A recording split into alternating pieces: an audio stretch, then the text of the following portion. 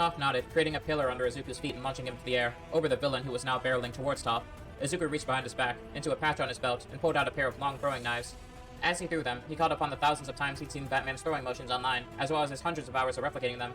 He struck the creature's eyes dead on, the only constant in its form, and immediately it howled in pain, as more green ooze began to leak down its face. Izuku pressed a button on his club as it expanded into a full-on staff. As he got into a defensive stance, Toph stood by his side. Before the two could launch another assault, the sewer grate behind the thing busted open, as a large, bulky man popped out of it. "Is that All Might?" Izuku asked, as his eyes stood wide. The smiling hero stood before him and spoke. "So, I finally found you."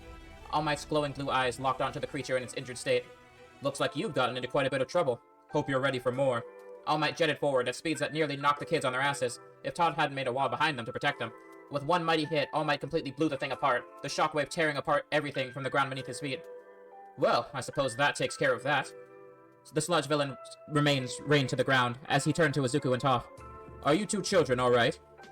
Izuku found himself speechless being in the man's presence. He was silent until Toph elbowed him sharply in the ribs. Yeah, we're fine," Izuku managed to stutter out. All Might nodded.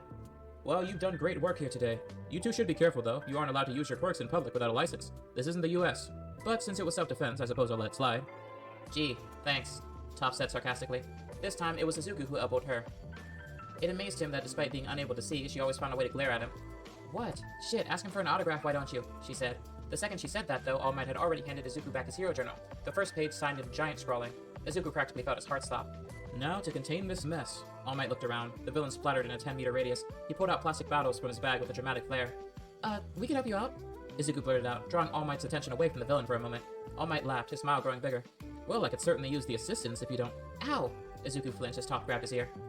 "Hello, Melissa? She's your friend. Are you gonna keep her waiting all day? She's waiting for us, isn't she?" Toph asked calmly, letting go of Izuku's ear. As Izuku rubbed the side of his face, he sighed. Yeah, I guess you're right." He slumped slightly. "Don't worry about it, young heroes. I'll take care of everything here. I just want to say, the two of you have great promise. Never let anyone tell you otherwise." He put a hand on both of their shoulders. Izuku's eyes shot wide as he stared at All Might with a gaping mouth. Toph basically had to drag him by his ankles to get him away from Japan's #1 hero. "Geez, and here I thought you were over the whole hero worship thing," Toph murmured, a small smile on her face, as she pulled her ridiculous friend away.